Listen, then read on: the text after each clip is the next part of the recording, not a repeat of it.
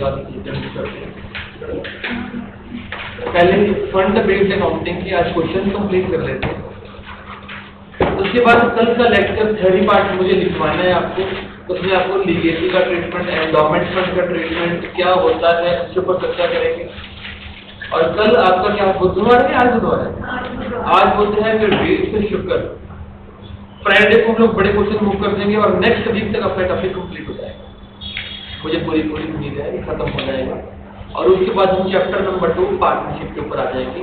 तो ये बहुत ही मजेदार चैप्टर, एक बार पार्टनरशिप में एंटर कर गए बस उसके बाद हम बंद जाएंगे, हम कुछ और शुरू नहीं कर पाएंगे। और उसके बाद लगभग आपके 2.5 महीने, ये लगभग मान के चलना जून, अप्रैल खत्म होगा तो मई और जून एंड तक मान के चलिएगा बस पार्टनरशिप ही चलने वाला है। या मिड जुलाई तक आपको पार्टनरशिप ही चलने वाला है। देखो 30 नंबर का आपको पेपर में आएगा। और आज मेरी बात हुई थी डीएवी के मैडम ने, उन्होंने मेरे को बताया कि हर सब्जेक्ट के अंदर सीबीएसई वालों आपको 20 मार्क्स का एमसीक्यूज आएगा। हर subject, not in the accountancy only, in each and every subject of yours you will be having 20 marks MCQs. तो मुझे लगा इजी हो गया पेपर, देखो तो ऐसा महसूस हो रहा है। ठीक है ना, 1 मार्क्स का एमसीक्यू आएगा, 20 मार्क्स का तुम्हारा हो जाएगा एमसीक्यू। हम आगे मूव कर रहे हैं, फंड बेस्ड अकाउंटिंग के ऊपर मूव कर रहे हैं। कॉन्सेप्ट में सारा समझा चुका हूँ आपको, हम आगे मूव कर रहे हैं। एक बार मुझे कुछ बुक दे दो यार प्लीज। चलो बुक मेरे पास है पड़ी, आप अपना करिए प्लीज, निकालिए।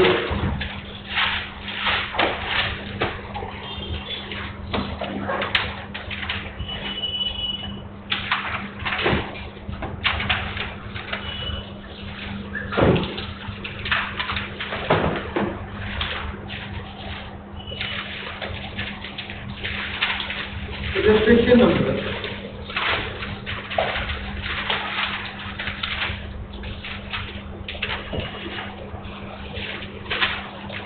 सही निकालना 3 और illustration number 3।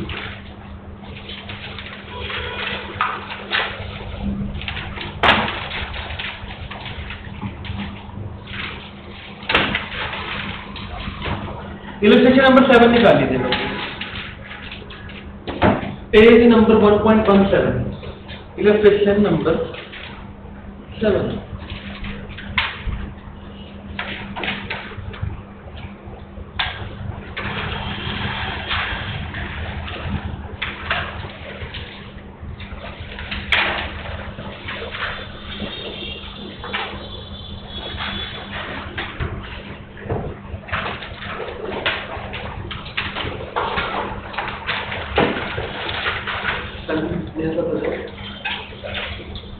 और सब बेटे आप लोग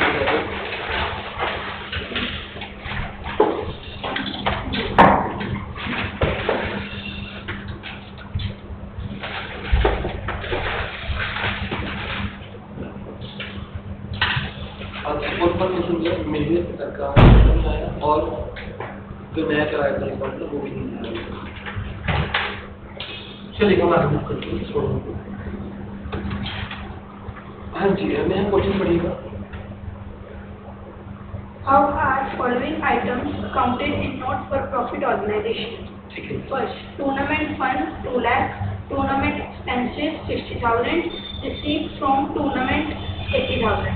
पहले पॉइंट एक पॉइंट करके कवर करते चले जाते हैं। तो 2 लाख का फंड आपके पास स्टार्टिंग में पड़ा है, ऑलरेडी अवेलेबल है, जिसमें से आपने 60,000 खर्चा कर दिया है। जैसे तो 1,40,000 रहेगा, 1,40,000 के बाद आपके पास को डोनेशन आया है, तो 80 को डोनेशन तो सीधा 2,20,000 का फंड आ गया। सिंपल सा बात है, तो लिख दीजिए, स्टार्ट करते हैं। बस बनाने की दरकार नहीं, आगे लिखते चले जाए फटाफट से। देखिए tournament fund, tournament fund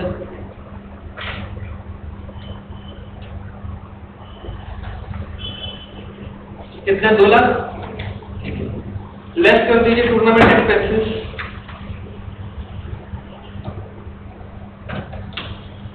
less कर दीजिएगा टूर्नामेंट एक्सपेंसेस 80,000 सॉरी 60,000 और ऐड कर दीजिएगा जो भी डोनेशन होगा, जो भी मिला आपको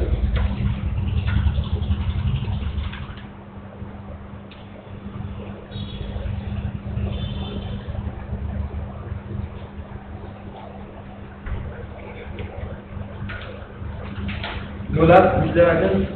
अभी 2,20,000 कहाँ पे दिखाने करेगा? बैलेंस शीट में लायबिलिटी साइड के अंदर दिखाने करेगा। सिंपल सा बात। तो लिख दो, this should be shown under the in the liability side. This should be shown in the liability side.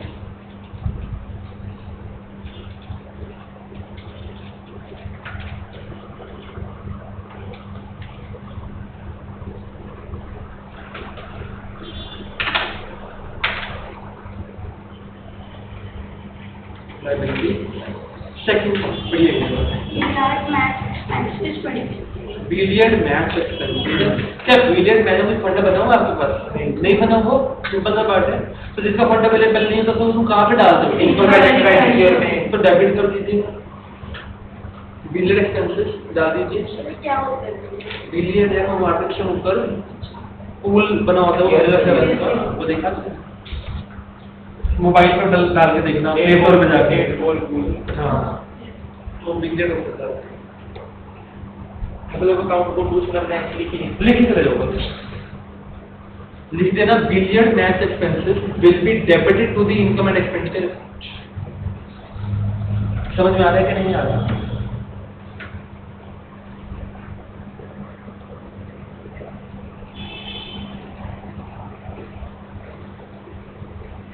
Second third point पढ़िएगा। Price fund rupees 1 lakh.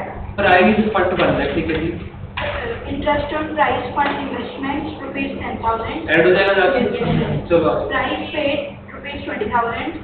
पे कर दिए जी, 90,000 हो गए जी। Price fund investments rupees 80,000.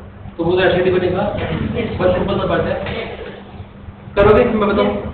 एक काम करो, बैलेंस शीट बना ही लो, इसके अंदर छोटी सी बैलेंस शीट बना लो। बैलेंस शीट बना ही लो, एसेट और लायबिलिटी लेवल दिखा दो।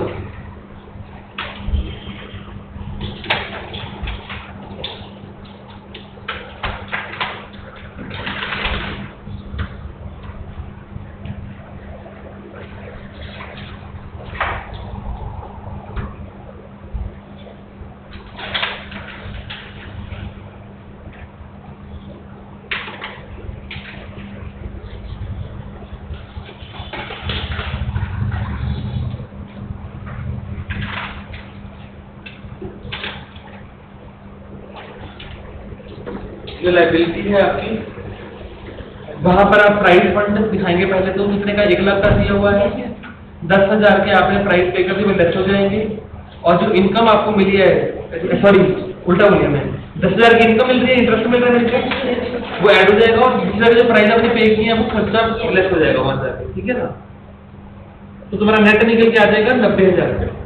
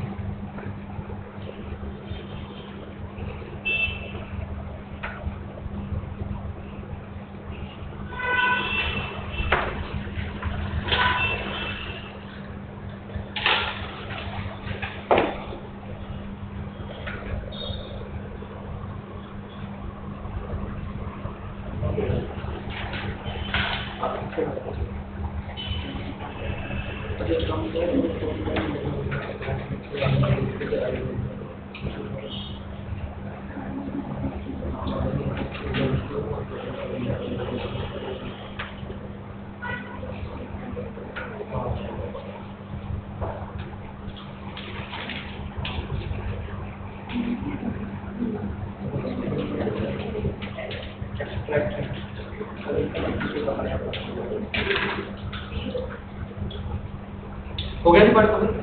ऐसा कि हमने प्राइस में इन्वेस्टमेंट दिखा दिया होगा 80,000, कोर्स पॉइंट पड़ेंगे जब। Receipts from cinema show ticket rupees 50,000. Expenses on cinema shows rupees 50,000. दोबारा से रसीद कितनी आई है? 50,000. और खर्चा कितना कर दिया? 15,000 का आपने खर्चा कर दिया है, ठीक है? तो लिखिए एक लिखिए।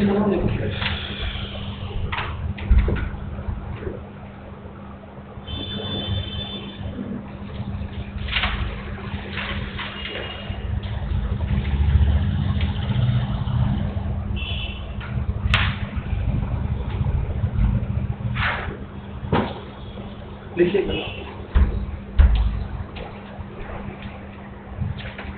जो रसीद आपके पास आ रही है, देखो बेटा दो चीज हमारे मन में कंफ्यूजन आ सकती है। तुम बोलोगे कि स्पेशल रसीद है, तुम्हारे मन में प्रश्न उठ रहा होगा कि स्पेशल रसीद है, लेकिन बेटा ध्यान देना जब तक वो स्पेशली ना बोले कि ये डोनेशन है, ये फंड है, तब तक इसको लायबिलिटी मत मानो। समझ में आएगा? स्पेशल रसीद है तो आप इसको क्या कर दो, इनकम स्टेटमेंट दिखा दो, सिंपल सा बात है। अगर आपको बोले कि डोनेशन है या फंड है तो उसको लायबिलिटी में दिखा दो, सीधी सी बात है। ठीक, बाकी अगर तुम्हारे मन में आ रहा है कि सर स्पेशली पैसे मिल रहे हैं, स्पेशली पैसे मिल रहे हैं तो लायबिलिटी में दिखाइए, हाँ सर वो भी ठीक है, कोई दिक्कत नहीं है, तो उसको वैसे भी कर सकते हो। लेकिन आपके TS गरीवाल के अंदर इन्होंने ऐसा नहीं करके रखा हुआ है, इन्होंने स्पेशल रसीद को भी इनकम का पार्ट ही मान के चला है। समझ में आया कि नहीं आया? बिकॉज इस फंड को और डोनेशन जो डोनेशन होता है सिर्फ उसी को ही लायबिलिटी के पार्ट में कंसीडर करते हैं, लेकिन स्पेशल रसीद को कंसीडर नहीं करते हैं, सीधी सी बात है। ठीक है ना? समझ में आया कि नहीं आया? तो आपने अब आपको जो पैसे मिल रहे हैं 50,000 के रसीद हुआ है, तो आपने सिंपली देखो ना क्या हुआ, आपके 50,000 आपको मिला, 35 खर्चा कर दिया। तो तुम्हारे पास दो ऑप्शन है, या तो तुम 35 का 35 डायरेक्टली इनकम में दिखा दो, ये भी कर सकते हो, ऐसे ना करके 50 इनकम में दिखा दो, 15 एक्सपेंडिचर में दिखा दो, जो भी जाएगा कोई दिक्कत नहीं आएगा। तो जैसे तुम्हारा दिल करे तुम वैसे कर सकते हो। मेरे हिसाब से जो हमने सेकंड वाला तरीका बोला वो ज्यादा एप्रोप्रिएट है, रसीद को अलग दिखा दो, इनकम सॉरी एक्सपेंडिचर को अलग दिखा दो। ठीक, तो इनकम एंड एक्सपेंडिचर रिपोर्ट बना लेना पहले।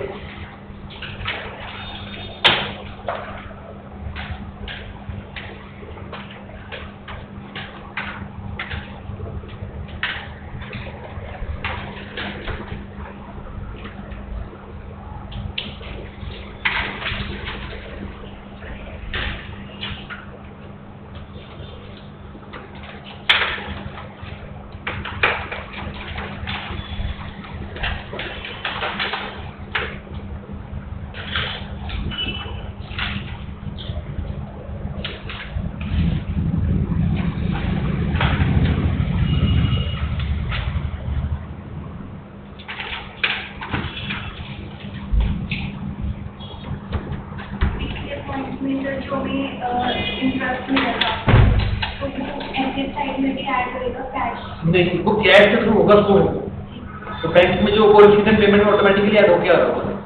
रसीदन पेमेंट में जो बैंक आपका बैलेंस निकल के आएगा उसके अंदर ऑटोमेटिकली वो जुड़ा होगा। ऐसा क्यों? बिकॉज सर कैश में आया है तो कैश बुक में आएगा, कैश बुक में आएगा तो रसीदन पेमेंट में भी पक्का आएगा।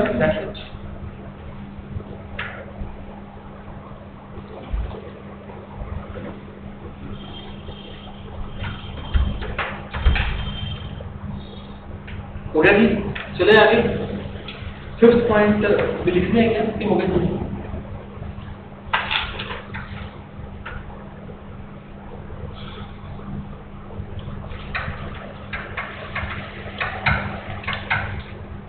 समझ में आ रहा है? देखिए समझ में आ रहा है क्या? मुझे नहीं आ रही कि सभी को नहीं आ रही है। मैं तो खुद 2:30 बजे लेटा, मुझे पता ही नहीं चला मैं काम पे। उसके बाद जाग भी 3:10 पे तो जाना है। हाँ, 5वां पॉइंट पढ़िएगा। Expenditure on construction of pavilion during the year was 6 lakh. 6 lakh रुपए का आपने खर्चा किया पवेलियन के ऊपर फिलहाल। The construction work is in progress काम अब तक चल रहा है and not yet completed. Okay, done. Pavilion fund as on 31st March 2018. तो स्टार्टिंग में आपको पवेलियन फंड गिवन है कितना बेटे? 8 लाख का पवेलियन फंड दिया हुआ है आपके बेटे। Donation for pavilion received on. It's not pavilion बेटे, pavilion. Pavilion. Pavilion received on 15 September 2018. तो साल भर में आपको कुछ डोनेशन मिला है पवेलियन के लिए, कितना मिला बेटा? 10 लाख। तो 8 लाख का स्टार्टिंग में अब 10 लाख और मिल गया, यानी कि 18 लाख का फंड हो गया। 31st March 2018 को 1 लाख था, उससे पहले हमें 15 सितंबर को 10 लाख थे। बेटे 15 सितंबर 18 बाद में आएगा, पहले नहीं आएगा। ठीक है ना? तो 18 लाख आपका टोटल हो गया बेटे। आगे चलेंगे। Capital fund as at 31st March 2018 rupees. ये भी आपको ओपनिंग बैलेंस दे रहा है कितना बेटे? 20 लाख। ठीक है, अब आप तुम लोग ध्यान दें कैसे करेंगे इस क्वेश्चन के अंदर। आपके पास देखो स्टार्टिंग में पवेलियन फंड 8 लाख का दिया हुआ है, 10 लाख का डोनेशन मिल रहा है पवेलियन का, तो उसके अंदर जोड़ देंगे 18 लाख हो गया। 18 लाख में से बेटा 6 लाख की रिस्पॉन्सिबिलिटी अभी कम हो गई, यस और नो, पर साइमल्टेनियसली एसेट भी बन गया, यस और नो। तो अब जो 6 लाख रुपया है पवेलियन फंड से लेस कर देंगे और सिमिलरली एसेट हमने क्रिएट कर देंगे। और मैंने को पहले बताया था, एक दिन पहले बताया था कि अगर आप फंड में से एसेट बनाते हो तो उसमें से जो आपकी रिस्पॉन्सिबिलिटी कम हो रही होती जितने से, या जितने का एसेट बन रहा होता है उतने का साइमल्टेनियसली कैपिटल फंड में ऐड हो जाता है। याद आ रही है? तो 6 लाख रुपए ऊपर जाके ऐड भी हो जाएगा कैपिटल फंड में, समझ में आएगी? तो नेट आपका कैपिटल फंड 26 लाख का हो जाएगा। चलो प्रॉपर वैसे करो, देखो बैलेंस शीट बनाओ, सबको समझ में आ रहा है ना? यस।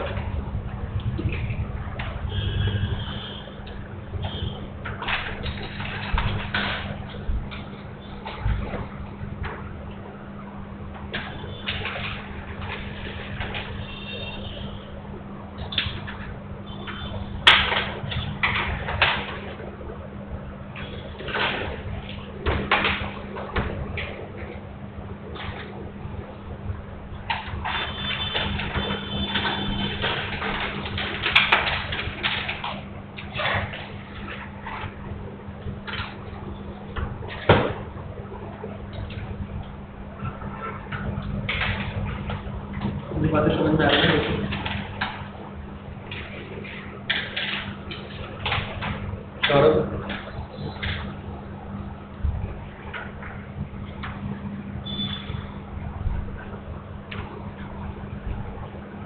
जो पार्ट क्लियर है ना बेटा, तो दिक्कत नहीं आ रहा?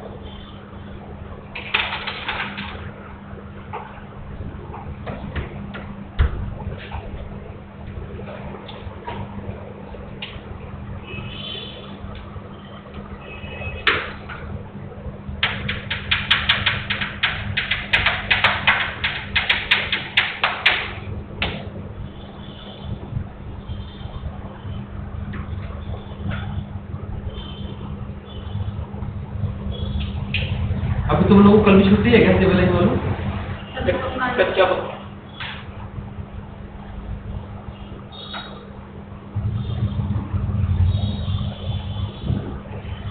हमारा स्कूल में अपना ही टाइप है वैसे।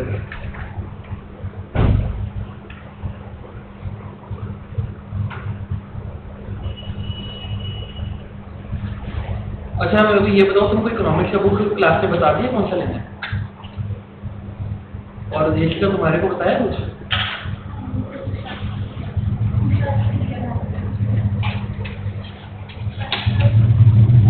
तुम्हारे को बताया इसको कौन सा?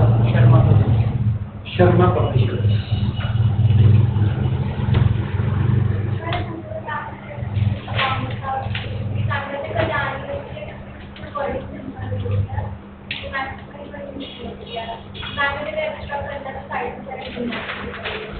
तो मैं टीएस अग्रवाल करूंगी, कल्याणी करूंगी, क्या करोगे?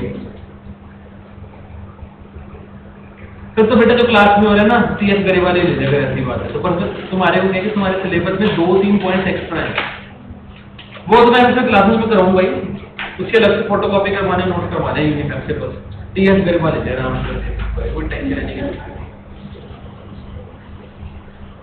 हाँ जी सर, आगे चलें। अब सर बात सुनो, तुमने क्या क्या लिखा सुनो।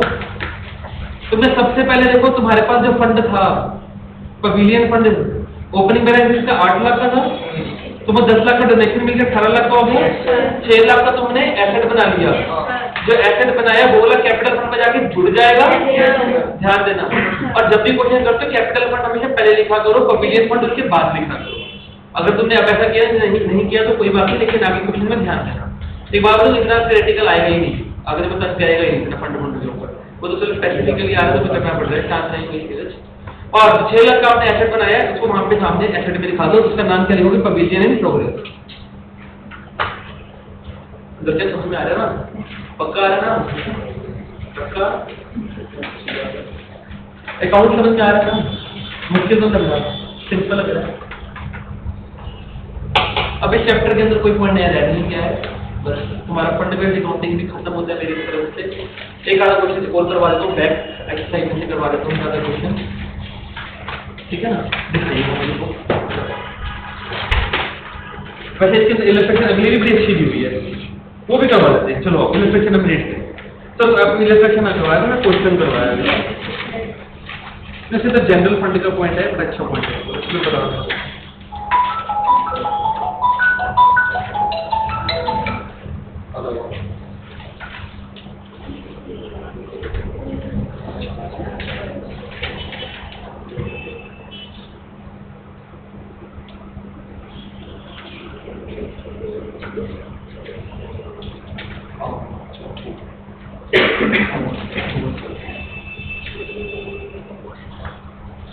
मेरे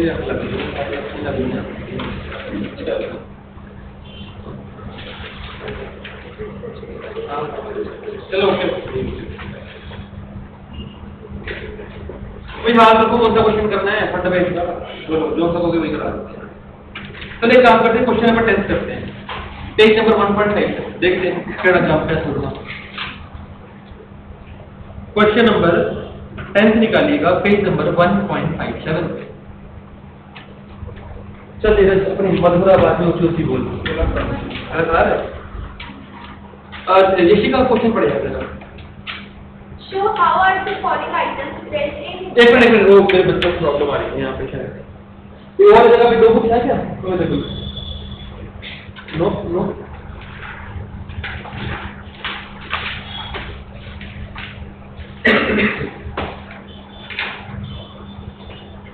कौन सा पवेलियन वाला क्वेश्चन है बेटा, चेक करिए।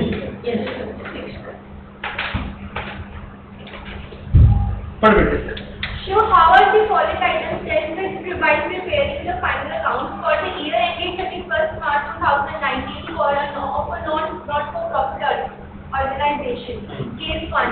Expenditure on construction of pavilion is ₹6 lakhs. The construction work is in progress and has not yet completed. Capital fund as at 31st March 2018 is 20 lakhs. क्या पवेलियन फंड दिया हुआ है क्या? Check करें। नहीं है पवेलियन फंड? चेक करो। नहीं है ना कोई भी पवेलियन फंड, तो सिंपल सी बात है, दिखाइए कहीं पर।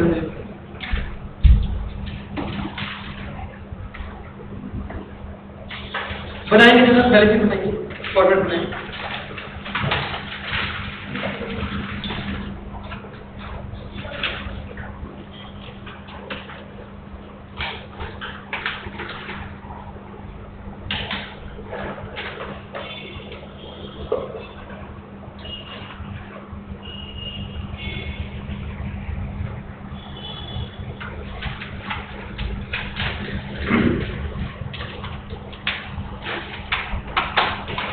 बनाएंगे जरा पहले।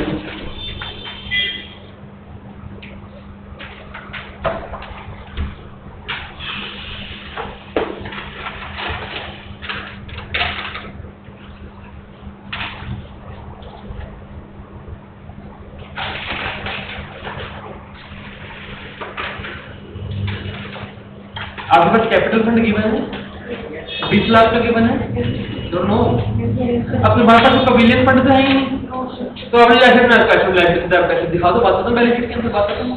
तो क्या दिखाएगा पवेलियन इन प्रोग्रेस? पवेलियन पूरा थोड़ी दिखाएगा, पवेलियन तो वर्क इन प्रोग्रेस में है, तो पवेलियन इन प्रोग्रेस में दिखा दो उसको, ऐसे तो बात खत्म हो गई। ये सब नो कुछ प्रॉब्लम लग रही है क्या? कुछ कंफ्यूजन आ रहा है क्या? नहीं होगा बेटा, तुमने डेटा इनमें लाइबिलिटी कम की क्या? वहां पे तुम ऐड क्यों कर रहे थे?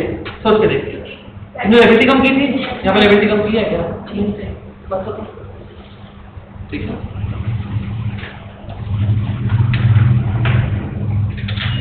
वहां पे भाई साहब उन लोगों से कंफ्यूजन आ रहा है, दोबारा बोल दूं, पिछले वाले केसेस के अंदर क्योंकि हम लाइबिलिटी को कम करते थे, इसी कारण से तुमको बोला पैसा पीछे तुमको एड बैक भी करवाना पड़ता था, सीधी सी बात है।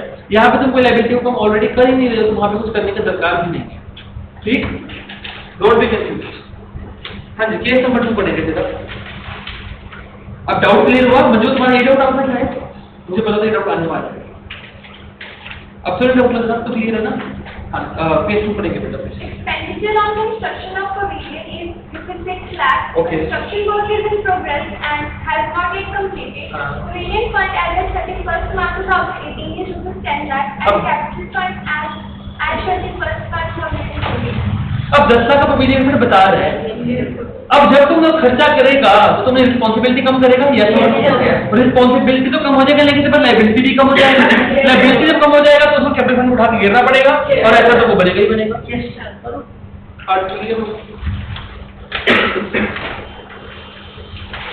सबसे पहले कैपिटल फंड देखेंगे 20 लाख लिखिएगा, लिखिए कैपिटल फंड 20 लाख। देखो लिखिएगा कैपिटल फंड 20 लाख।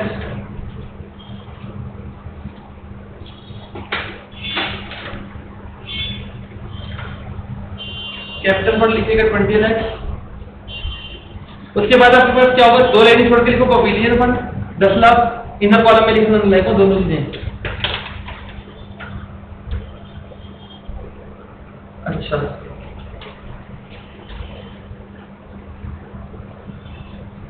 रिस्पॉन्सिबिलिटी कितने से कम हो रही है, 6 लाख से कम हो रही है, लेकिन तुम्हारी जद्दोजहद के अंदर रिस्पॉन्सिबिलिटी कम करने के चक्कर के अंदर तुम्हारी लाइबिलिटी भी कम हो रही है, तो उसको लाइबिलिटी को बढ़ाएंगे कहाँ पे जाके, कैपिटल फंड में जाके बढ़ा देंगे। 6 लाख ऐड कर दीजिए ऊपर, कैपिटल फंड में जाके ऐड कर दीजिए, समझ आया? और एसेट क्रिएट कर दीजिए सामने से।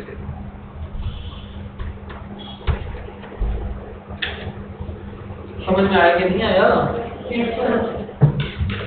केस नंबर 3 बनाएंगे। केस नंबर 3 बनाएंगे। हाँ जी, कौन पढ़ेगा केस 3? पढ़ भी इसी बात। एक मिनट जाओ, तब तो होगा, मैं सबको करना चाहिए, कर लूंगा पहले कर। समझ आ रहा है? और कुछ आगे आप तो क्या करते हैं, निकलने की कौन से निकल गए, और भागने के पीछे भी जाना है। बस एक वो तुमको सिर्फ वास्ट है, तो थोड़ा सा बंदे को ध्यान में रखना पड़ता है हर चीज। तो कुछ भी बिल्कुल सिंपल है, कुछ भी नहीं। जैसे कि पढ़े में देखो Expenditure on construction of pavilion is rupees 6 lakh. The construction work is in progress and has not yet completed. Pavilion fund as at 31st March 2018 is rupees 10 lakh and capital fund as at 31st March 2018 is rupees 20 lakh. Donation received for pavilion on 1st January 2019 is 5 lakh. बस पिछले question में 10 लाख उसमें add कर दो यार, और कुछ भी नहीं करना, ठीक है ना? और कुछ भी नहीं करने का दरकार। समझ आया ना? तकलीफ नो सर।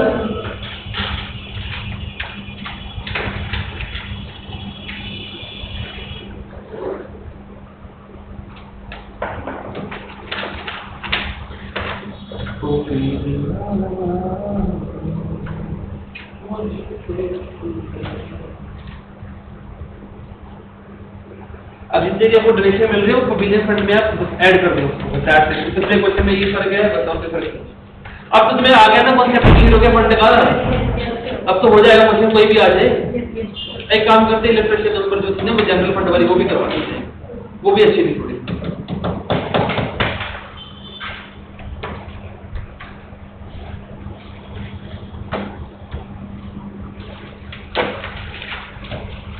हाँ जी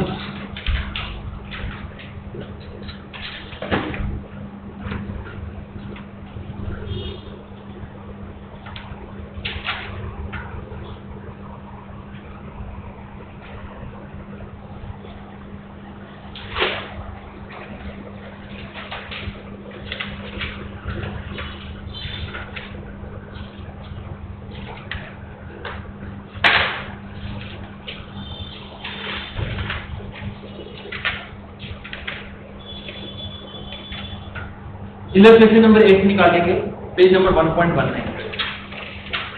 तो बेटा नंबर निकाल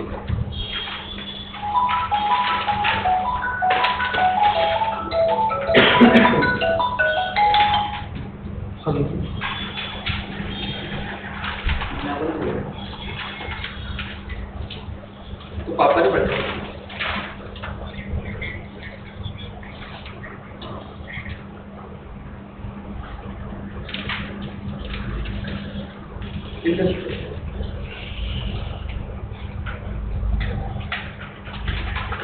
चलो मुझे क्वेश्चन पढ़ रहा है। इलस्ट्रेशन तुम्हारा 8 है बेटे, पेज नंबर 1.19 पे न्यू बुक वालों। Following is the information given in respect of certain items of a sports club. Yes. You are required to show them in the income and expenditure account and the balance sheet of the club as at 31st March 2017. ओ तुम्हारा 19 होगा, ठीक है? तो घबराना मत, एक काम करते हैं, चेंज कर लेते हैं बिकॉज इसमें पुराना दिया हुआ है। चल भाई कैरी में question. The information given below relates to a sports club. Show them in income and expenditure account for the and the balance sheet of the club as at 31st March 2019. ठीक है बेटा, चलो। Sports fund as at 1st April 2018 rupees 10 lakh. Sports fund दिया होगा आपको, कितना दे रखा? 10 लाख। ठीक है जी, अभी जाने। Sports fund investment rupees 10 lakh. तो वो एसेट साइड दिखाएंगे, उसको लायबिलिटी साइड दिखाएंगे, सिंपल सा बात है। Interest on sports fund investment 1 lakh. अच्छा, 1 लाख का तुमको इंटरेस्ट मिल रहा है? Yes. तो एसेट साइड जोड़ दो। क्यों एसेट साइड जोड़ोगे भाई? फंड में जोड़ दोगे इसको। सर एसेट में आ सकता है, बिल्कुल आएगा, कैश के नाम से आ रहा होगा, हिडन पेमेंट के थ्रू आ जाएगा। तुम्हारे मन में अगर प्रश्न आ रहा हो कि 1 लाख कैश में तो नहीं, डबल इंटरेस्ट सिस्टम यस आएगा, लेकिन वो किसके थ्रू आएगा? रिसीडेंट पेमेंट के थ्रू। अपने कैश के जो क्लोजिंग बैलेंस आएगा उसके अंदर ऑटोमेटिकली वो रिफ्लेक्ट हो रहा होगा। समझ में आया कि नहीं? पक्का आ रहा? अभी आपने बोला कि मतलब पहले कैश आ रहा था, फिर कैश को आ रहा था। हाँ, वही मैंने अभी वही बोला। हाँ, दोबारा बोला ना मैंने फिर। हाँ, चलिए बेटा। Donation for sports fund rupees 4 lakh. तो वो भी ऐड हो जाएगा जाके, इंटरेस्ट भी ऐड होगा, डोनेशन भी ऐड होगा। जो इंटरेस्ट 1 लाख का आ रहा था तो 15 लाख हो गया आपका, तुम्हारा 10, 1 और 4 15 लाख हो गया तुम्हारे पास फंड। ठीक है जी, आगे चलिएगा। Subscription 1 lakh. सब्सक्रिप्शन आ गई है, ठीक है। सब्सक्रिप्शन तो फिर भी तुम्हारा कहाँ जाएगा? इनकम एंड एक्सपेंडिचर में, सिंपल सा बात है। Donation rupees 50,000. ये भी इनकम एंड एक्सपेंडिचर बता दो। Sports prizes awarded 3 lakh. अच्छा, ये तुमने खर्चा किया तो लेस करो, 15 लाख से 12 लाख। 15 लाख का खड़ा था ना तुम्हारे पास फंड, 3 लाख को तुमने उसमें से तुमने खर्चा कर दिया 12। ठीक है। Expenses on sports events 1 तो मैं बात सुन लो, ये वाला 3 लाख रुपए के जाके कैपिटल फंड में जोड़ देना जाके चौड़े होकर, क्योंकि ऐसा भी नहीं बन रहा है, खर्चा आ रहा है। समझ में आ रहे हो ना? हाँ, ये रेवेन्यू एक्सपेंडिचर वो कैपिटल एक्सपेंडिचर था, ध्यान देना। ओके, पक्का कंफ्यूजन तो नहीं हो रही? बोलूं दोबारा से मंजूर? हाँ, मुझे लग रहा था। बेटा आपके पास 15 लाख का फंड हो चुका है। सर कैसे होगा? 10 लाख स्टार्टिंग में दिया हुआ है बेटे, 1 लाख के आपका डोनेशन मिल रहा है, और 4 लाख का कुछ आई थिंक इंटरेस्ट 1 लाख का था, डोनेशन 4 लाख का था, ऐसा कुछ हो रहा है? चेक करिए पहले मुझे पता। तो फंड कितना हो गया? 15 लाख का होगा। अब 15 लाख में तुम 3 लाख का खर्चा कर रहे हो, चेक करो। अब ये जो खर्चा कर रहे हो बेटे, ये खर्चा है, ये एसेट में बना रहे हो, तुम कैपिटल एक्सपेंडिचर नहीं कर रहे, तुम रेवेन्यू एक्सपेंडिचर कर रहे हो। समझ में आ रहा है? कैपिटल एक्सपेंडिचर अगर करते तो जाके कैपिटल में जोड़ते और एसेट साइड भी दिखाते। अब बात ध्यान से सुनना, जब तुम रेवेन्यू एक्सपेंडिचर करोगे, क्या तुम इसे रेवेन्यू एक्सपेंडिचर को एसेट में दिखाओगे? नहीं दिखाओगे। और एसेट में कोई अगर कुछ नहीं दिखा रहे तो भाई कैपिटल में भी क्यों डालना? कैपिटल में कोई ट्रीटमेंट नहीं आएगा। समझ में आया? पक्का ना? अब क्लियर हो रहा है कि नहीं हो रहा? मुझे पक्का हो रहा है, पक्का। हाँ दर्शन बेटे, नींद तो नहीं आ रही? लग रहा है नहीं जाएगा, बिल्कुल नहीं जाएगा, नहीं जाएगा। क्योंकि जिन खर्चों का फंड बना हुआ है, जिन का फंड बना हुआ है वो फंड में जाती है, वह इनकम एंड एक्सपेंडिचर में नहीं जाती। करवाया था मैंने पिछले बार में। हाँ चलिए बेटा।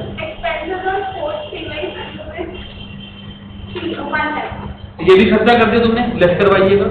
General fund 20 lakh. General fund बोलते तो कैपिटल फंड। हाँ चलिए बोलते थे। General fund investment 20 lakh. General fund की इन्वेस्टमेंट बेटे एसेट होता है, तो डाल दो पीछे उसको। हाँ जी।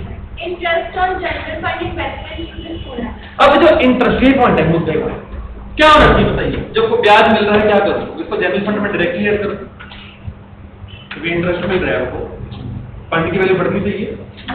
यस और नो? यस और नो? हाँ, पढ़ के नहीं आएगा, ठीक है? चलो कोई बात नहीं बेटा, कोई बात नहीं, घबराओ मत, मैं बात बताता हूँ आपको, कुछ नहीं होती है। तो बेटा ध्यान दो, जनरल फंड कैपिटल फंड होता है। जनरल फंड एक तो है आपके पास कैपिटल फंड। आपने जनरल फंड ऐसा अमाउंट जिसको जैसे मर्जी इस्तेमाल कर सकते हो, इतना बात तो पक्का ही है। आपने जनरल फंड की इन्वेस्टमेंट कर दी है, वो कहाँ दिखा रहे हो? एसेट वाली साइड दिखा रहे हो।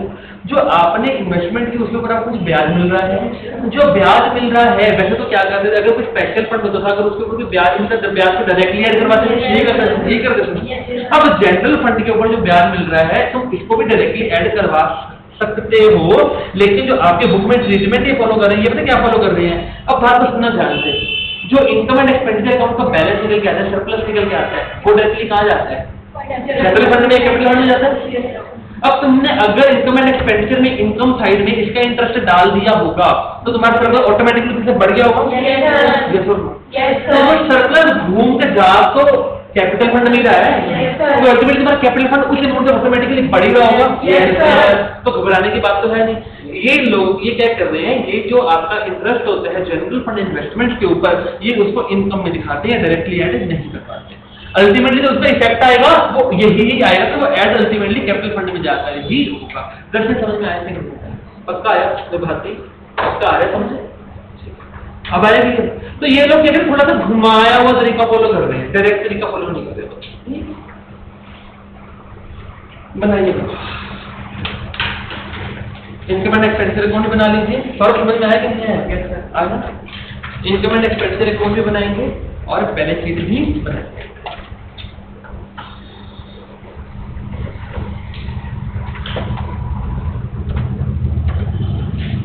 बेटा इनकम एंड जितना भी फंड बेस्ड अकाउंटिंग, जितना भी क्रिटिकल पार्ट है, मैंने वो सारा करवा दिया क्लास में।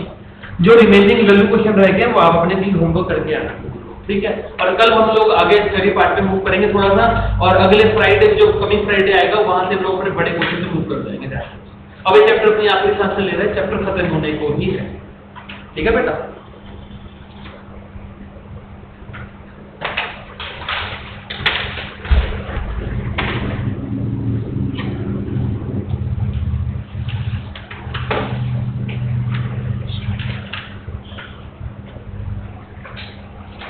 सैटरडे को आपका दोनों चीजों का टेस्ट रहेगा, ध्यान देना। एक तो फॉरेन एक्सचेंज का भी टेस्ट है आपका, और साथ में जो इनकम, ये चैप्टर हमने जितना कर लिया होगा सारे कर लिए, सिर्फ लंबे क्वेश्चन को छोड़ सारे कर लेंगे उससे पहले तो पूरे का टेस्ट होगा, बेटा ध्यान देना।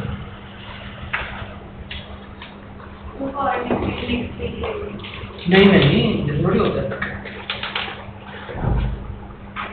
चलो उससे नेक्स्ट ले लेना तो ले लेंगे, कोई बात नहीं, तब भी ले लेंगे, तब भी ले लेंगे। मतलब इस वाले वही जाता है क्या दुनिया में?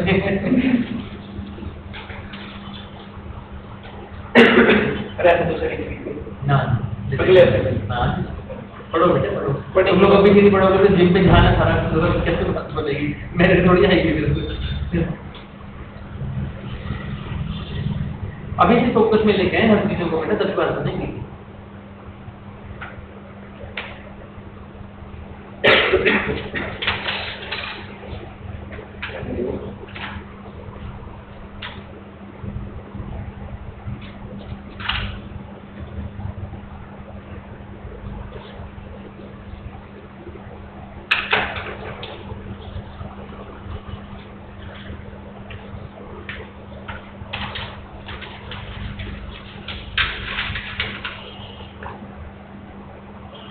भाई दिल्ली यूनिवर्सिटी में मैंने पता करवाया था एडमिशन में क्राइटेरिया। तुम मेरे श्री राम कॉलेज जाने वाला है पुरानी वैसे? जाने श्री राम कॉलेज? तो बेटे तेरे को कभी सुनना नहीं चाहिए मेरे को, मिलेगी टेस्ट दे। और तो मैं बोलूँ ना अंदर अगर सैटरडे को टेस्ट नहीं लगा भी हो, ऐसा होना चाहिए मतलब। बेटा जान चाहिए ना, मेरी जान ले लियो, पर मैं अपनी हर चीज पूरा अपने आप को न्यौछावर कर दूंगा। उस कॉलेज में जाके दिखा दे मेरे को। सिंबॉयसेस को फिर पीछे कर, श्री राम को लेकर दम रखो, दम।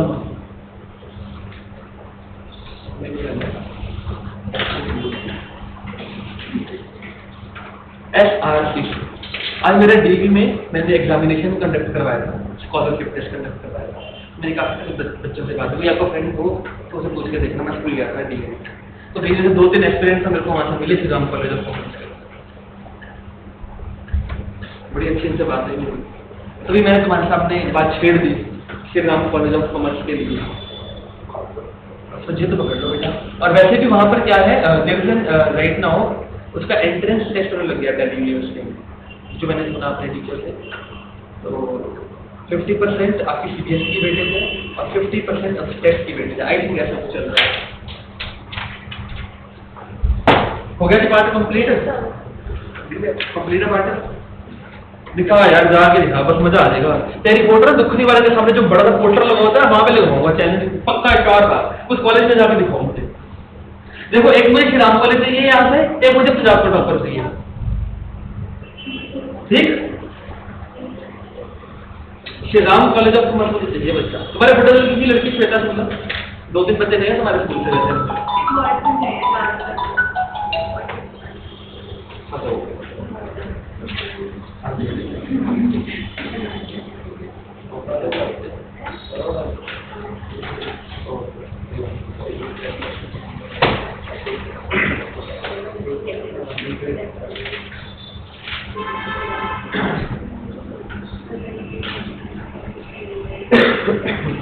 प्लस टू पर स्टार्ट करने से पहले मेरा भी सपना श्री राम कॉलेज का है, फिर आप नंबर में आए।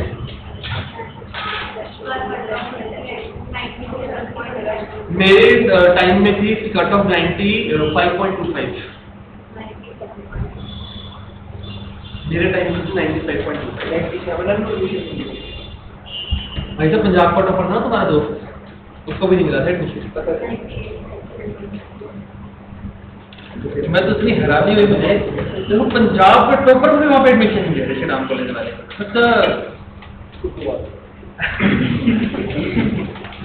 उसका रीजन था, उसके बाद मैथमेटिक्स था,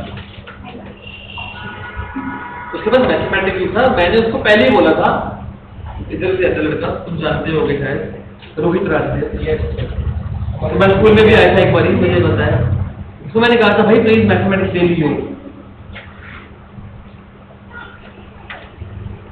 पर की तो उसने दिल्ली से ही थी, डीयू से इसने की थी मेरे ख्याल। फिर भी मेरे बाद नोट छाप रहे हैं। हाँ मेरी गवर्नमेंट जॉब में आया था स्कूल,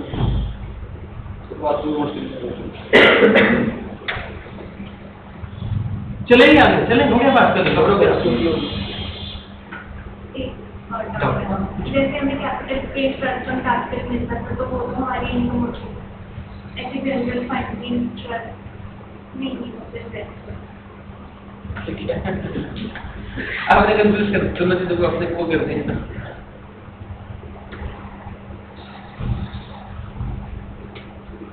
बेटा देख ऐसा है, तुम लोगों को जो जब यहाँ पे कर रहे हो सब्जेक्ट, फिलहाल अकाउंटेंसी इकोनॉमिक्स, इतनी बात की तुम्हें गारंटी आपको दे सकता हूँ कि जो आप यहाँ पे सीख रहे हो, आपको पेपर में उससे बाहर तो एक चीज नजर नहीं आएगी। इवन आपको पेपर से जब बाहर आओगे तो आपको मन में यही ख्याल आएगा कि हम फालतू में इतने रख में करते रहे।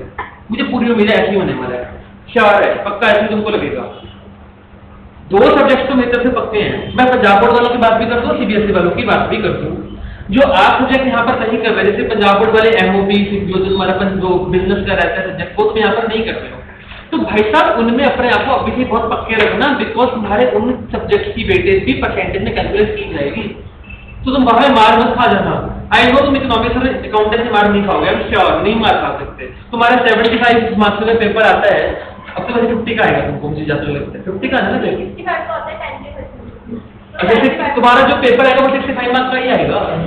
तुम मान के चलो कि अगर तुम ढंग से यहाँ पे तैयारी करते रहे, जैसे मैं कह रहा हूँ वैसे चलते रहे, तो तुम्हारे को किसी का बस मैं बोलने जाता 65 में से तुमको 60 प्लस लेने से कोई भी नहीं रोक सकता।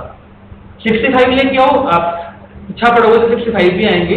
मैं 65 की तैयारी ही पूरी करवाऊंगा, लेकिन 60 प्लस लेने आपको मतलब जब पेपर आप देखोगे तो हाँ यार हो गया ठीक है, बहुत तुमको नॉर्मल महसूस होगा। और 80 में से 80 तुम्हारे को भी साफ नॉर्मली महसूस होगा। कुछ तुमको नया नहीं, कुछ दिखेगा कि पता नहीं कौन सा जुआ दिख के आ गया, ऐसा कुछ नहीं होने वाला पेपर में। जो करवा रहे भाई साहब वहीं से आएगा, वो बस सफिशिएंट है। तो और सब्जेक्ट जो आप नहीं कैरी ऑन कर रहे भाई साहब, उन पर फोकस रखना, स्पेशली इंग्लिश पे। सबसे बड़ी ना घटिया चीज इंग्लिश है। जैसे मेरे को तो बर्बाद कर दिया था, जब मैंने रिजल्ट बोर्ड के देखा तो मेरे पैरों से जमीन खिसक गई थी। बाई गॉड मतलब ऐसा महसूस हुआ मुझे कि इतने कम परसेंटेज मेरी आ जा सकती है। जिस बंदे का 97% प्री बोर्ड के अंदर हो, तो वो अगर 92 93 पे आ जाए भाई साहब, 5 मिनट धक्का जिसको लग जाए एकदम, उसका तो चेहरे से उड़ना ही है सारा कुछ। तो मेरे साथ ऐसा ही हुआ था। इंग्लिश में बंदे बहुत मार खाते हैं, ध्यान देना, ठीक है ना। तुम पंजाब बोर्ड बनने वाले हो, स्पेशली मुझे तो मेरे आगे बैठे हैं वाले बच्चे दिख रहे हैं मेरे को, तुम ये घटिया सब्जेक्ट तुम्हारे पंजाबी इंग्लिश वाले हैं ना, इन पे फोकस रखना। मार्क पागल कर देते हैं सब्जेक्ट बाद में, तो प्लीज इनसे अभी से ही इनके ऊपर भी अच्छे से ध्यान शुरुआत से देते चले जाना। और फिजिकल एजुकेशन भी बहन जी, मेरे सबसे कम नंबर फिजिकल में थे, बच्चों के सबसे ज्यादा आते हैं। मेरा फ्रेंड था मोहित गोयल, टॉपर था डीएवी का, तो उसके 95 मार्क्स से मैथमेटिक्स में उसके पास ऑप्शनल था, तो वो दूसरा नहीं था, एडिशनल वाला नहीं था। तो मेरे को हमेशा मन में खुशी होता था कि शुक्र है इसके पास ऑप्शनल है, मेरे पक्का फिजिकल में ज्यादा आ जाएंगे। एट एंड हुआ क्या, मेरे 81 मार्क्स फिजिकल में और उसके मैथमेटिक्स में फाइनल में 95 मार्क्स, 14 नंबर का सीधा धक्का था। वो टॉपर, मैं प्री बोर्ड में टॉपर था, वो बोर्ड में टॉपर बन गया। ठीक है ना, तो पता नहीं उन्होंने क्या किया, पूरे 30 लगाए थे मेरे दोस्त ने। नहीं, वो मेरा अच्छा कर रहा था, वो जो उसने पूछा था मैंने उसको 2-4 चीजें एक्स्ट्रा ही बताई थी, बस उसने मुझे बोला भी था कि जो हमारे पर जो और सर बैठे थे कि यार इसने बड़ा सही बताया। और मेरे को वैसे मेरा शॉर्ट पुट भी बड़ा अच्छा गया था उस टाइम पे, मुझे अच्छे से याद है। शॉर्ट पुट तो भारी थी, गेंद को उठा के गिरना होता है, तो वो भी मेरा सही गया था। रेस में मैं 5 से 3rd नंबर पे था, मुझे अच्छे से याद है, तो ठीक था फिर चल गया। पर प्लीज ध्यान देना यार, ये ना मतलब ऐसा होता है कि छोटी छोटी चीजें ना इंसान को मार जाती हैं। अकाउंटेंसी इकोनॉमिक्स पता चलता है कि आगे साल में 98 नंबर चले फिजिकल में रह गए, इंग्लिश में रह गए, तो that will be too painful part. ठीक है ना, अभी से फोकस होकर चलना मेरे प्यारे बच्चों, जो तुम सिविल लाइन वाले बैठे हो, मेरा स्पेशल फोकस आप लोगों पर है। तुम सारे के सारे मेरिट वाले हो, मेरिट तो तुम्हारी आ जाएगी, लेकिन मुझे मेरिट फुल चाहिए। मेरे को पंजाब का टॉपर चाहिए, पंजाब का टॉपर, हाँ जी टॉपर चाहिए, टॉपर, पंजाब का टॉपर। अभी से सोच के चलोगे तो वही बात बनेगी, अन्यथा बात नहीं बनेगी। जो डीप पर लोगों को मैं ऐसे ही एक भाषण दे के आ रहा हूँ। कुछ श्रीराम कॉलेज के थे एस्पिरेंट्स, तो मैंने कहा भाई साहब तैयारी करो दूसरे से। मैंने एक लड़की से पूछा, मैंने कितने नंबर चाहिए तेरे को 80 में से इकोनॉमिक्स में? कहते सर 7, कहते पहले कहते मैक्सिमम। मैं कहा मैक्सिमम क्या होता है? मैं को प्रॉपरली बोला कितने चाहिए? तो कहते 75 प्लस। मैंने कहा कहाँ जाना है? श्रीराम कॉलेज में। मैंने कहा बेटे फिर आपसे 80 में से 80 की बात करना, फिर 75 प्लस की बात मत करना। आप लोग भी अभी से ही अपने आप कमर इतनी कस लो कि हर सब्जेक्ट में पूरे में से पूरे की बात करो। तैयारी जिसकी आज से शुरू होगी, अक्टूबर नवंबर में जाकर शुरू नहीं होगी। ध्यान देना, अक्टूबर नवंबर में सिर्फ टेंशन मिलती है, सिर्फ टेंशन मिलती है। जब एंग्जाइटी बढ़ जाती है, बीपी ऊपर नीचे हो जाते हैं, अगर तैयारी ना की हो। लेकिन उसकी तैयारी जो है, अगर आप आज से ही ढंग से पढ़ेंगे तो आपका बहुत अच्छा हो जाएगा सारा कुछ। ठीक है ना, वो आई तो नहीं यार, कल और लो तमन्ना और वो टाइम तो चुका है। चलो हम आगे मूव करें, इकोनॉमिक्स निकल जाएगा। अब जितना भी फंड बेस्ड अकाउंटिंग रह गया आपके लिए बिल्कुल जाता है सारा का सारा तो कुछ रह ही नहीं गया। 4-5 क्वेश्चन सारे रह गए बस पीछे, वो कर लेना आपको। और सारे सिंपल सा बात है, बस ना क्वेश्चन आप ग्रुप में सेंड कर देना। ठीक, तो मेरे तो सोच रहा था बात तो मुक्ति ने जान कर दी। और सिंपल सा बात है, हो जाएगा सबसे। ट्राई करना, नहीं होगा तो वहीं से कॉल करके पूछ लेना, किसे बताना कैसे कर दे। और मनजोत, अब अपने मन में ऐसा मत रखना कि यार वो कुछ पार्ट मैंने किया नहीं, वो तो समझ में नहीं आएगा। अब ऐसा कुछ नहीं है, तुमने अब तक का ऑलमोस्ट पार्ट तुमको आता ही है। जो तुम्हारा लेवल है मैंने चेक कर दिया, तुमको ऑलमोस्ट पार्ट आता है। ठीक है ना, कोई डाउट तुमको नहीं दिखेगा। कुछ दिखता है तो मुझे कॉल करके नहीं। कैसे सुस्ती वाला दिन है क्या? पलक भी नहीं आ रही, तमन्ना भी नहीं आ रही, हो गया 2 देवता भी नहीं आए हमारे यहाँ।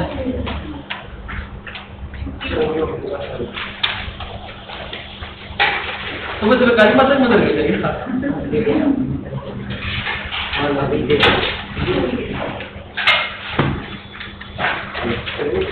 तुम्हारे स्कूल में फ्रेंड्स होती है कि नहीं होती? बच्चे जाते हैं कि नहीं आते? तुम्हारे स्कूल का भी प्लान कर रहे हैं बस। एक क्लास में भी टोटल तुम्हारे 30 बच्चे हैं? अरे एक क्लास ही है। क्लास ही है, सर हमारी क्लास में बहुत कम है, 85। Medical non medical civil line में एंट्री लग सकता है क्या? क्या चीज? सिविल लाइन में अगर एंट्री मारना हो एग्जामिनेशन कंडक्ट करवाने के लिए, तो वहाँ पे कुछ जुगाड़ लग सकता है? कितने रामलाल है ना, उससे एग्जामिनेशन उसको बोल दो, फिर वो आता है स्कूल में आके आप जो मर्जी कर लो, वही मेन बंदा है। वेरिफिकेशन उसने करेंगे। रामलाल, रामलाल जी ने बात सर, बच्चे को पता है उसका नाम? मेडिकल नॉन मेडिकल के करते हैं ना।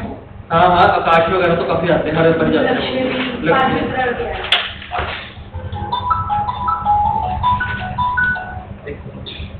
हेलो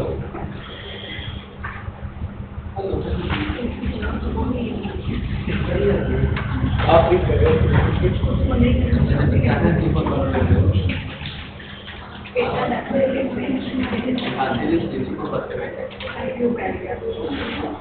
गरीबा क्या हाल है?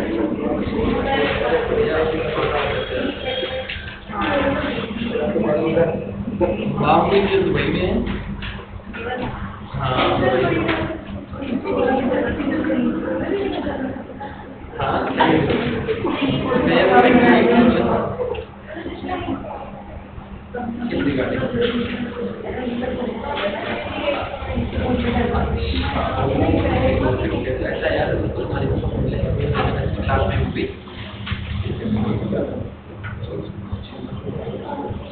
मेरी कजन करी ना उसका फोन।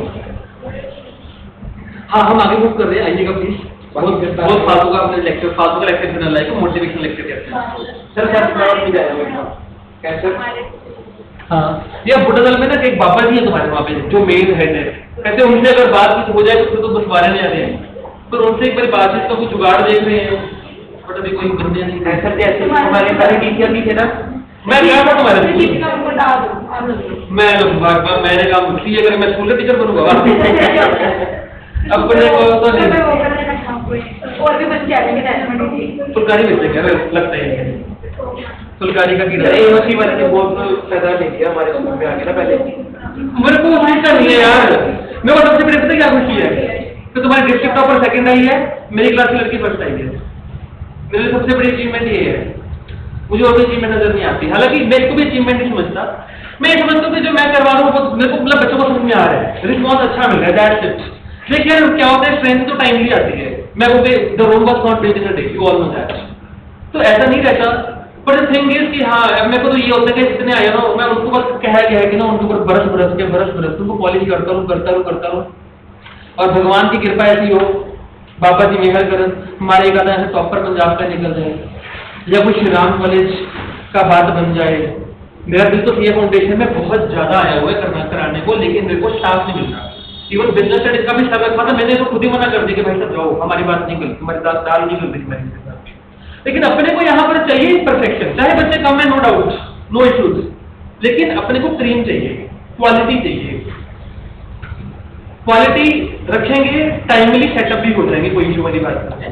जब स्टार्टअप किया था तो एक लड़की थी तुम्हारे श्रीपुर से, एक बात की हरलीन लड़की थी, वो अपनी फ्रेंड लेके आई थी। स्टार्टिंग में सिर्फ 4 बच्चे थे मेरे पास, फर्स्ट ईयर में सिर्फ 4 बच्चे, उसके बाद कितने हो गए 25-30 हो गए, अब उससे ज्यादा तो नहीं कर रहे, अब 60 हो जाएंगे, फिर 120 हो जाएंगे, तो रूम रिपोर्ट बनवा लेंगे, ठीक है ना।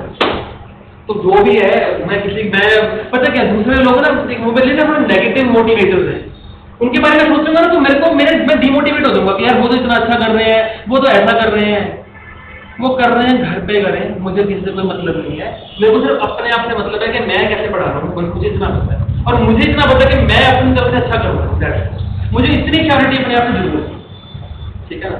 अगर ऐसा भी ना होता तो मेरे पास अच्छे रिजल्ट शायद ना आते, मेरे पास 2 सरकारी स्कूल का टॉपर क्लास में ना बैठे, सबसे मेरे लिए अचीवमेंट की बात नहीं है, ठीक है। हम आगे बात करते हैं, आइए। अब मेरे इसे जरूर तो तोड़ने मत देना, इसको और अच्छा करना। मैं ये नहीं कहता कि तुम फर्स्ट आओ, मैं ये नहीं कहता, लेकिन मैं तुम्हें ये कहता हूँ कि तुम जिंदगी में ना मेहनती कीड़े बन जाओ।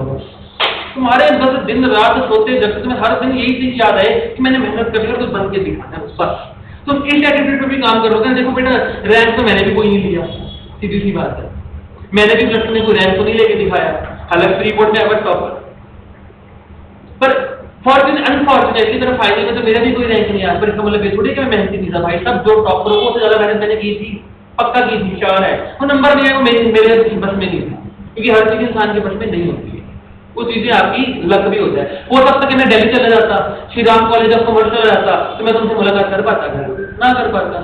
क्या पता मैं इसलिए तुम्हारी लाइफ में आया हूँ, क्या पता मैं तुम्हारी लाइफ को बहुत अच्छा एक मोड़ दे दूँ, क्या पता तुमको मैं इतना अच्छा मैंने करवा दूँ, क्या पता तुम्हारी जिंदगी और अच्छी बन जाए। और जिसका सारी उम्र मुझे प्राउड होता है कि वाह यार मैंने किसी की जिंदगी इतनी अच्छी सुधार दी, वो मेरे को सारी उम्र याद करता है। अभी भी मेरे कुछ बच्चे जो स्टार्टिंग में 2 बजे थे वो कनाडा में, अभी भी उनका मेरे पास कई बार मैसेज आता है कि सर क्या हाल चाल है, जो भी है हम बड़ा याद करते हैं आपको, या कुछ that is a great feeling for me. मेरे लिए बहुत बड़ी बात है ये वाली, मैं इसलिए बहुत खुश हो जाता हूँ। हर इंसान का ना खुशी का लेवल होता है, वो कितने पार्ट में खुश हो रहा है, छोटा नहीं पढ़ता क्या उनको दिल नहीं करा पढ़ने को, पढ़ ले कल को नहीं कर रहा था, अब कर जाएगा, बंद कर दो प्लीज।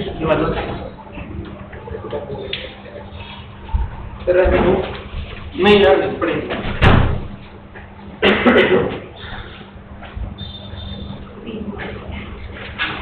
क्या हो यार डी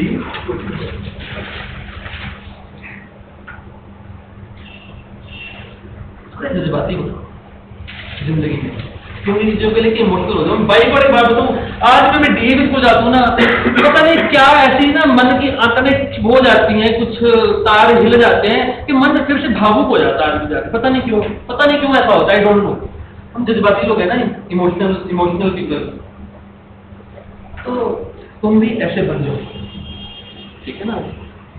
बस कुछ ठान लो, अभी ठान लो, जिद ठान लो, जिद करो। नहीं करी तो अब करना सीखो। सर पहले से लेवल बहुत बेकार है, +1 में जिसने पढ़ा है हमारे झंझे उड़ा दिए, कोई बात नहीं यार, अब तो सही बंदे पास आ गए हो शायद। अब तो तुम्हें ऐसा महसूस होना चाहिए कि अब तुम सही रास्ते पे आ गए हो, ठीक है ना। तो अब तुम्हें अच्छा एक मार्गदर्शक मिल गया है। अगर तुम्हें नहीं पता पर मैं तुम्हें बता दूं कि तुम्हें सही बंदे के पास आ गए, तुम सही घर पे आ गए हो। ऐसा नहीं है, तुम्हें बीच में नहीं छोड़ेंगे, तुम्हें एंड तक तुम्हारा हाथ पकड़कर लेकर जाकर फिर ही तुम्हारी मंजिल तक पहुंचाकर फिर वापस आएंगे। तुम मंजिल तक पहुंचने वाले तो बनो, इतना तो तुम्हें करना ही पड़ेगा। अपने मन के अंदर इतनी शक्ति तो पैदा जनरेट करनी पड़ेगी कि यार हमें पहुंचना है उस लेवल तक। Only then I can help you ना। First of all you have to, अंदर से वो फीलिंग आना चाहिए, ठीक है ना। तो अभी से मोटिवेट हो जाओ। मेरे तो पावर ऑफ गर्ल से दिखती है मुझे सारी की सारी का। तो बस सब ठान लो, जिद कर लो, जिद पकड़ लो। नहीं आएंगे नंबर, भाड़ में जाए, ना आए ऐश करें, लेकिन तुम अपनी मेहनत पकड़ो। कम से कम तुम्हें ये क्लैरिटी होनी चाहिए कि तुमने भाई साहब मेहनत बहुत अच्छी की है अपने टाइम में। That's it. तुम्हें कम से कम +2 के बाद ये होना चाहिए कि यार रात में 4 बजे सोया करती थी, ऐसा तुम्हारे मन में आना चाहिए। मेरे को अभी तक वो टाइम याद आता है जब मेरे सीए फाइनल में था, इवन +2 में भी था। यकीन मानो मैं बिजनेस स्टडीज का पेपर था, पूरे रात जाके गया था, मैं सोया ही नहीं था 1 मिनट भी। पर ऐसा तुमने नहीं करता। क्यों नहीं सोया था? मैडनेस, नींद नहीं आती थी, क्या करूँ, घबराहट भी होती थी कि यार एक आधा क्वेश्चन में गलत हो गए तो सो नहीं आ पाएंगे। कई लोग तो ये सोच के बेचारे पढ़ते कि हम पास हो जाए, और जो होशियार लोग जिनको कुछ करने का वाकई इंटेंट होता है वो ये सोच के पढ़ते हैं कि कहीं भगवान न करे एक आधा क्वेश्चन ऐसा आ गया हमारा एक आधा नंबर भी इधर हो जाए। तो तुम भी अपने मन में ऐसी फीलिंग लेके आओ। मुझे पता है हालांकि तुम्हें तो ऑलमोस्ट की फीलिंग ऐसी ही है यहाँ पे, जिनकी नहीं है वो बना लो, जिनकी नहीं है वो बना लो। तो मोटिवेट करो अपने आप को अंदर से, बहुत स्ट्रॉन्ग मोटिवेशन के साथ।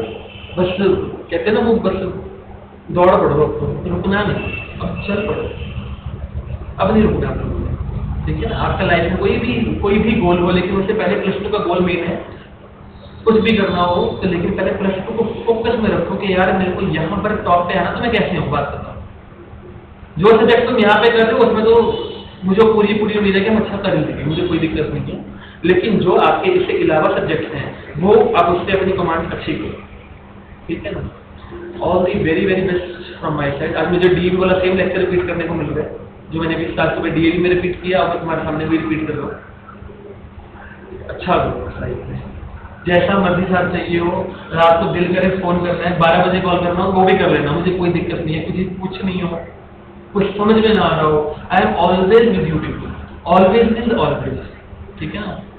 तो अच्छा करके देखो, ठीक। हम आगे मूव करते हैं।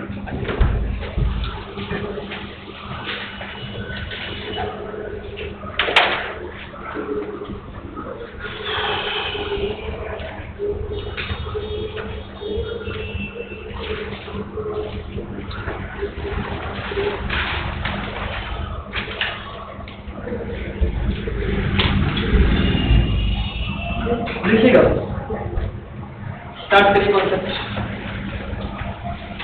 तो सारे पॉइंट होमवर्क वाले करके आए हो कि नहीं करते? पक्का करके रिवाइज है सारा पार्ट। कॉर्डिनेट चेंजिंग की जो प्रॉब्लम आ रही है रिया और नेहा को छोड़कर, आपको प्रॉब्लम आ रही है शायद, अब मुझे कह रहे थे कोई बात नहीं, आज जो दिक्कत है मुझे समझ के जाना, मैं करवा दूँगी। हम आगे मूव कर रहे हैं, लिखिएगा, स्टार्ट करते हैं। डेट आ गई आज की, सुंदर काम करेंगे। आज बहुत लेट आए हो बेटा, क्या बात? थोड़ा जल्दी है। Managed floating, managed floating.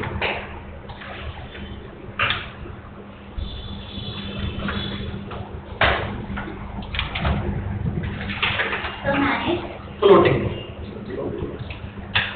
Coating की स्पेलिंग होते हैं।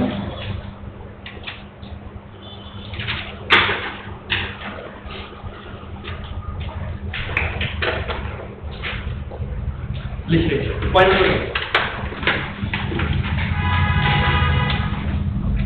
लिखिएगा, हेडिंग डालिएगा आरबीआई इंटरवेंशन। आरबीआई इंटरवेंशन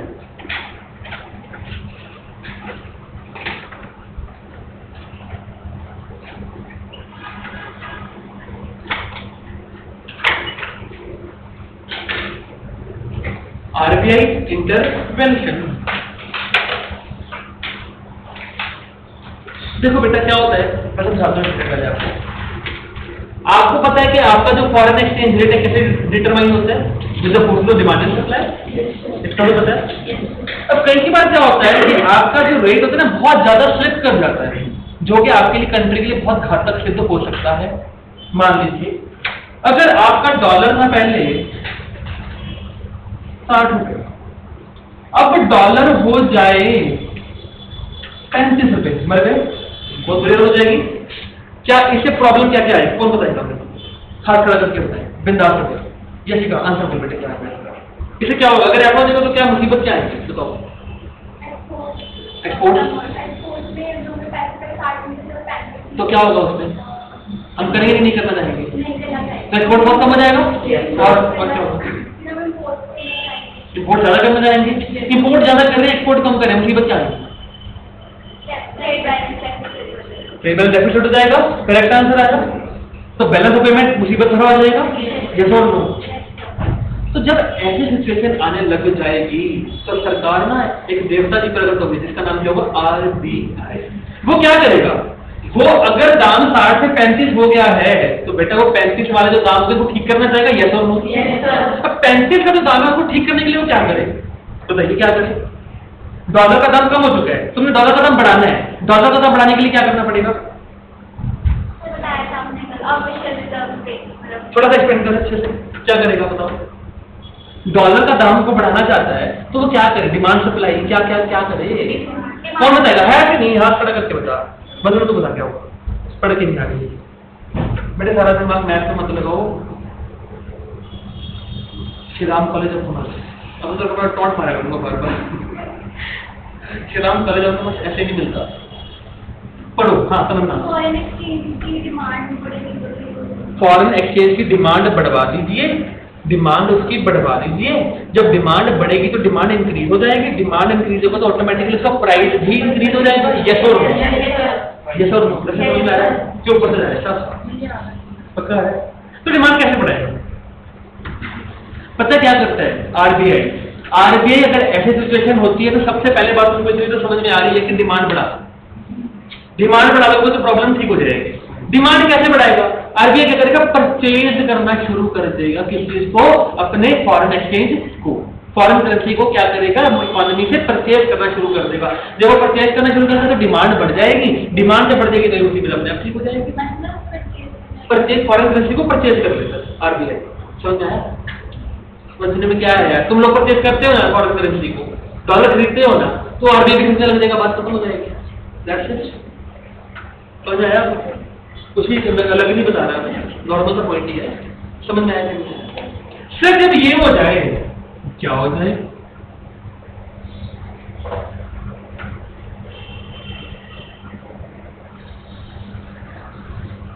क्या होगा? इम्पोर्ट कम हो जाएंगे और एक्सपोर्ट ज्यादा हो जाएगा। लेकिन इम्पोर्ट तुम्हारे को महंगा पड़ने लग जाएगा। जो एसेंशियल कमोडिटीज हैं वो नहीं आ पाएंगी, जो आपको भारत में नहीं मिलती बाहर से मिलती है वो आप नहीं कर पाओगे। स्पेकुलेटिव कैपिटल गुड जब बाहर बनती है, आपके पास वो टेक्नोलॉजी नहीं है तो इम्पोर्ट करने में मुसीबत आ रही है। अब आगे फिर से आ जाएगा नाश्ता भी। कब हो गया? सप्लाई बढ़ा दे। सप्लाई कैसे बढ़ाएगा? देखना यस और नो? पक्का? Yes sir. क्लियर है बात? Yes sir. सर सेल करने के लिए पहले आप ही के पास फॉरेन एक्सचेंज होना भी तो चाहिए। मन में आएगा कि नहीं आया? बेटा ध्यान देना, आरबीआई के पास, RBI is the custodian of the foreign exchange reserve. Banking के अंदर मैं आपको इस बात को समझाऊंगा। बैंक के पास बहुत कुछ होता है, तो बैंक के पास करोड़ों रुपए का डॉलर पड़ा है, ऑलरेडी पड़ा है, मान के चलो, तो जैसी कोई प्रॉब्लम होती है, सर्कमस्टेंसेस होती हैं, वो उस अकॉर्डिंग डील करने लग जाता है। अगर उसको परचेज करना तो मार्केट में खाने लग जाएगा इस सिचुएशन के अंदर, और जहां पे उसको सेल करने का रहेगा, ठीक है ना, सप्लाई बढ़ाने का रहेगा, तो वो अकॉर्डिंगली डील करने लग जाएगा। ठीक, समझ आएगा? समझ आया? अच्छे से आया? अच्छे से आया? यहाँ पे प्रॉब्लम आ रही है मंजूर विभाग दर्शन RBI intervention. Point number 1, manage the floating is a system of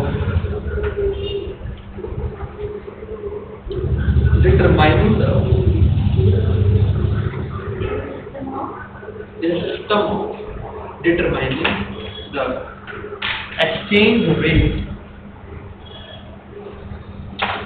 where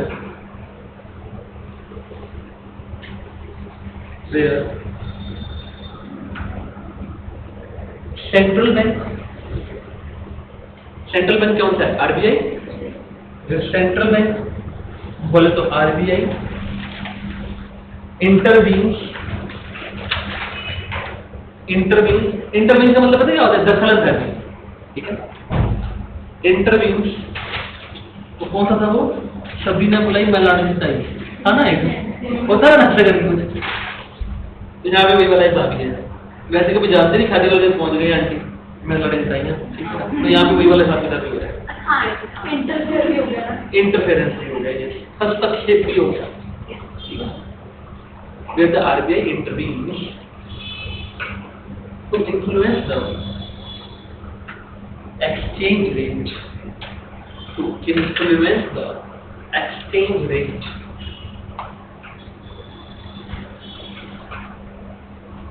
If exchange rate slips out, slips out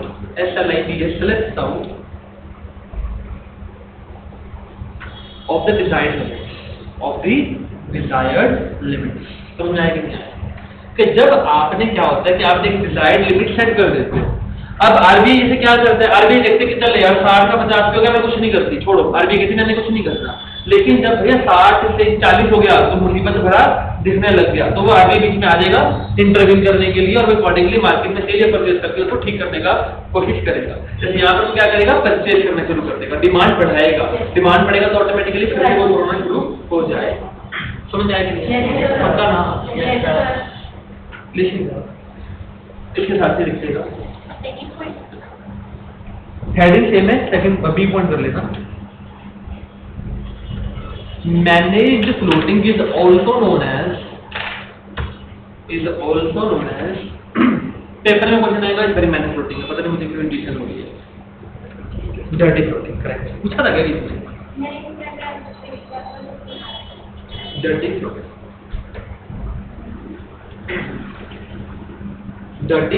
DIR dirty बात करिए। ये सो सेकंड हेडिंग लिखिएगा,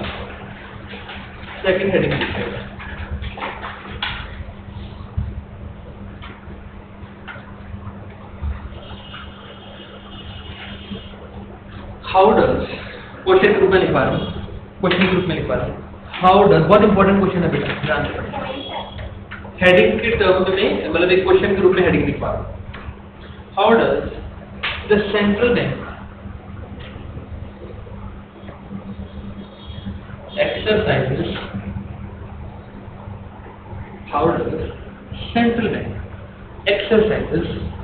its influence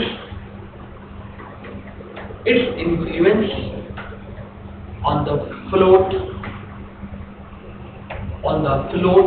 बेटा फ्लोट का मतलब क्या होता है? That is a rate, market exchange rate को बोला जाता है, एक्सचेंज रेट को फ्लोट बोला जाता है, ध्यान देना। तो घबराना नहीं, फ्लोट क्या होता है? तो float is just the exchange rate, that's it. Question लिखवा रहा हूँ, how does the central bank exercise its influence on the float और market exchange rate,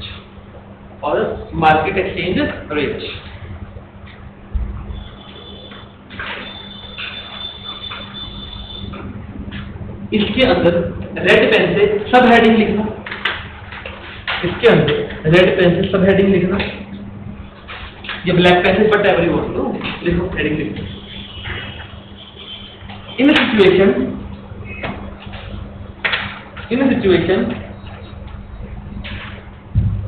where domestic currency is appreciating,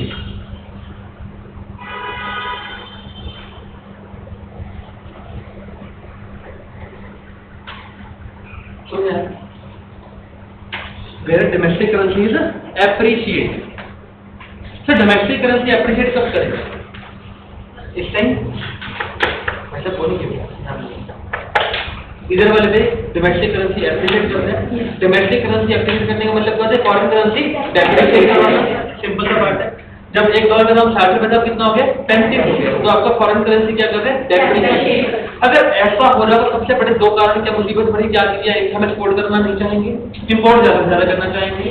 इससे क्या होगा? हमारा ट्रेड डेफिसिट हो जाएगा, जबकि बैलेंस ऑफ पेमेंट हमारे पास नेगेटिव इफेक्ट होगा। अब इसी को ठीक करने के लिए क्या करेगा आरबीआई? परचेज करना शुरू कर देगा। समझ आया कैसे? हाउ डज वाला पॉइंट क्लियर हो? कैसे आरबीआई ने ठीक किया उसको? समझ आया कि नहीं आया? मंजोत पक्का? अच्छा थकी क्यों लगती है? हाँ समझ आया कि नहीं आया? प्लीज पॉइंट नंबर 1 इसके अंदर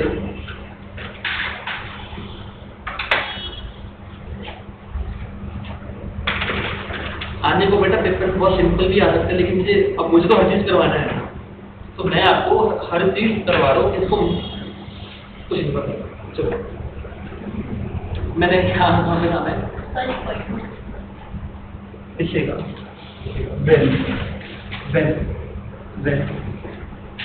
when domestic currency